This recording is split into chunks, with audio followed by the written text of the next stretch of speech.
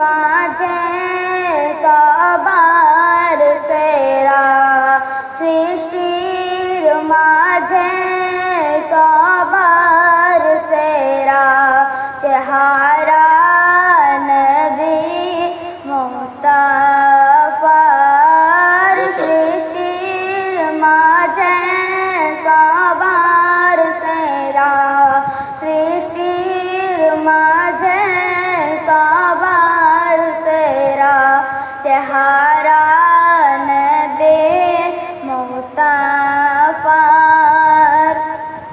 সৃষ্টির মাঝে সবার সেরা চেহারা নবী মুস্তাফার। এই 18,000 মখলুকাত যে আছে, 18,000 মখলুকাতের মধ্যে সর্বশ্রেষ্ঠ চেহারা কার? না আমার নবী মুস্তাফার। বলুন সুবহানাল্লাহ। একদিন আব্বাস রাদিয়াল্লাহু তাআলা আনহু ইরশাদ করছেন, তিনি আল্লাহ রাসূলের চাচাজান হন। আব্বাস রাদিয়াল্লাহু তাআলা ইরশাদ করছেন যে ইয়া রাসূলুল্লাহ, ইয়া হাবিবাল্লাহ, আপনি একদিন দোলনাতে দুলছিলেন। ইয়া রাসূলুল্লাহ, ইয়া হাবিবাল্লাহ, আপনি একদিন দোলনাতে দুলছিলেন। সেই রাতটি ছিল পূর্ণিমার রাত। আমি একবার পূর্ণিমার চাঁদের দিকে তাকাচ্ছিলাম আর একবার আপনার মুখের দিকে তাকাচ্ছিলাম। একবার পূর্ণিমার চাঁদের দিকে তাকাচ্ছিলাম আর একবার আপনার মুখের দিকে তাকাচ্ছিলাম। তখন আমি দেখতে দেখতে তাকাতে তাকাতে আমি বুঝতে পারলাম আল্লাহ পাক যে আপনার নূরকে এমনভাবে সৃষ্টি করেছেন, আপনার চেহারাকে এমনভাবে সৃষ্টি করেছেন, পূর্ণিমার চাঁদের থেকে আমি সুন্দর দেখাচ্ছিলাম। সুবহানাল্লাহ।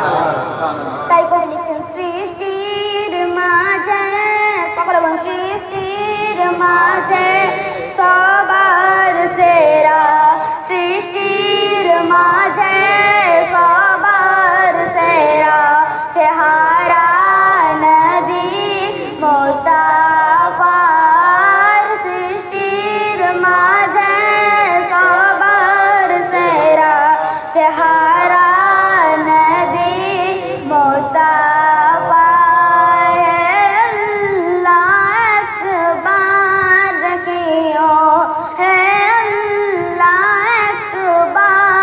रखियो रोज़ा नबी मुस्ताफा।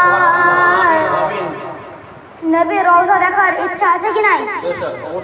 আছে তো, আছে তো। তবে গলার আওয়াজ জোরে হচ্ছে না কেন? নবী রওজা দেখার যখন ইচ্ছা আছে, আমি যখন বলছি আপনাদের গলা জোরে হচ্ছে না কেন?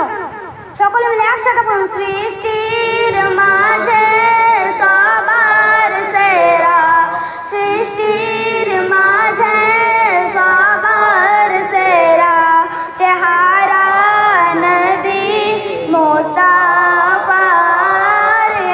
আল্লাহ আকবার দেখাইও, হে আল্লাহ আকবার দেখাইও রওজা নবী মুস্তাফার।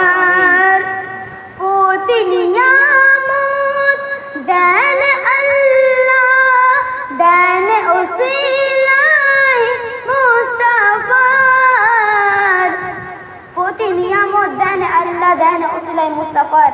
আমাদের রাসূলের ওসিলাতে আমরা এই সকল নিয়ামতগুলো পাচ্ছি। এই সকল নিয়ামতগুলো আমাদের রাসূলের ওসিলা দিয়ে পাচ্ছি। আমাদের রাসূলের ওসিলা দিয়ে যদি না যায়, আমরা কিছুই পাবো না, ঠিক কি না?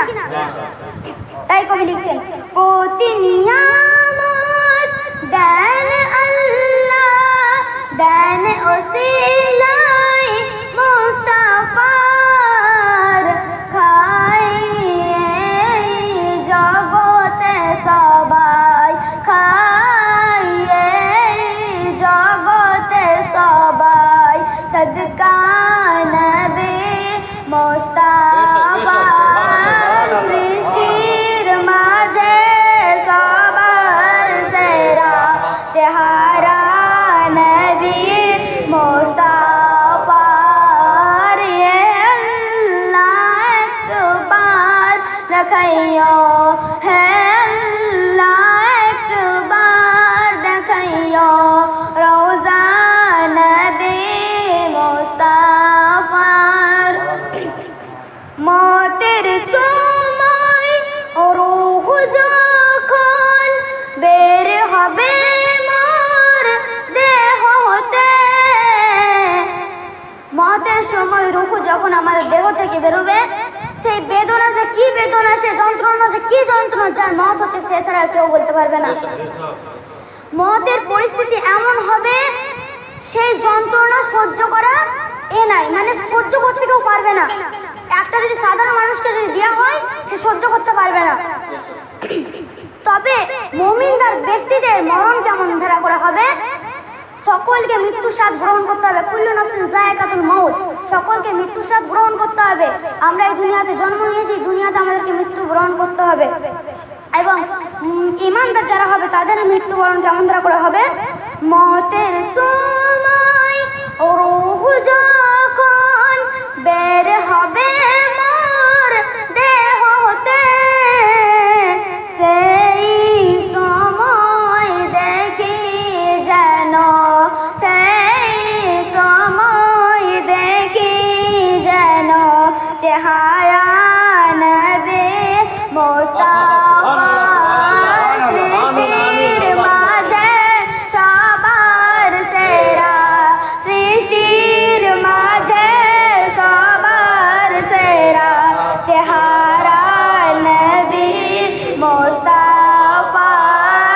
হে আল্লাহ আকবার দেখাইও, হে আল্লাহ আকবার দেখাইও রওজা নবী মুস্তাফার।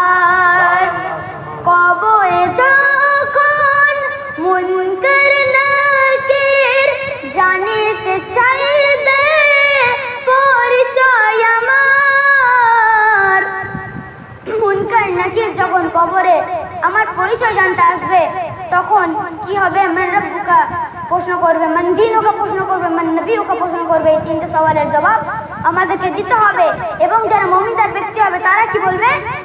এই বলে কবি লিখছেন, কবরে যখন মুনকার নাকির জানিতে চাইবে পরিচয় আমার, বলিব সেদিন গর্বে আমি, বলিব সেদিন গর্বে আমি, আমি গোলাম মুস্তাফার সৃষ্টির মাঝে সবার সেরা, সৃষ্টির মাঝে সবার সেরা চেহারা নবী মুস্তাফা। হে আল্লাহ একবার দেখাইও, হে আল্লাহ একবার দেখাইও রওজা নবী মুস্তাফার। রোজ হাসরে বিচারের দিনে আমল দেখিবে সেদিন আমার। হাসরের দিনে আমাদের যখন বিচার হবে, আমাদের নেকি কে এক পাল্লায় দাঁড়ানো হবে। আমাদেরকে যখন মিজানের পাল্লায় দাঁড় করানো হবে তখন এক পাল্লায় নেকি থাকবে, এক পাল্লায় গুনাহ থাকবে। যদি নেকি পাল্লা ঝুঁকে যায় সে জান্নাতি হবে, যদি তার গুনাহার পাল্লা ঝুঁকে যায় সে জাহান্নামী হবে। একদিন এক সাহাবে রাসূল ইরশাদ করছেন, ইয়া রাসূলুল্লাহ সাল্লাল্লাহু আলাইহি ওয়াসাল্লাম কিয়ামত কবে হবে? ইয়া রাসূলুল্লাহ সাল্লাল্লাহু আলাইহি ওয়াসাল্লাম কিয়ামত কবে হবে? এই শুনে আমাদের রাসূল, আমাদের নবী মুচকি হাসেন এবং বললেন, আগে তুমি এটা বলো দেখিনি যে তুমি কিয়ামতের জন্য তুমি কি প্রস্তুতি নিয়েছো, কিয়ামত যে হবে তার জন্য তুমি কি প্রস্তুতি নিয়েছো, তখন কি সঞ্চয় করেছো? তখন সাহাবী রাসূল বললেন যে আমি নামাজ পড়েছি, রোজা রেখেছি, যাকাত দিয়েছি, হজ করেছি, আমি যত কিছু আল্লাহ ইবাদত বান্দাগিকে বলেছেন তত কিছু আমি শুনেছি, তত কিছু আমি কবুল করেছি, তত কিছু আমি কবুল করেছি। কিন্তু হাসরের দিনে যখন আমাকে আল্লাহ প্রশ্ন করবে, হে সাহাবী রাসূল, হে সাহাবা, নবী সাহাবা, তুমি আমাকে দুনিয়া থেকে আমার জন্য তুমি কি এনেছো, কি আমার জন্য উপহার এনেছো, তখন আমি আমার সেদিন নামাজ পেশ করবো না, আমি আমার সেদিন যাকাত